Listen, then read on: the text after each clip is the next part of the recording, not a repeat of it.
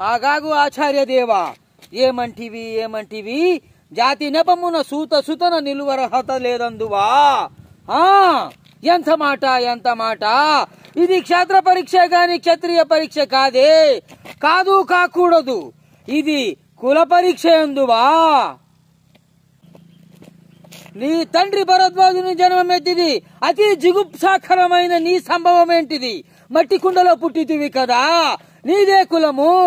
ఇంత ఏలా అశ్వత్పితామహుడు కురుకుల వృద్ధుడైన ఈ శాంతనవుడు శివన సముద్ర భార్యకు గంగా గర్భున జన్మించలేదా? ఆయనదే కులము, నాతో చెప్పించమేమయ్యా. మా వంశముకు మూల పురుషుడైన దేవవేషకు ఊర్వశి పుత్రుడు కాదా?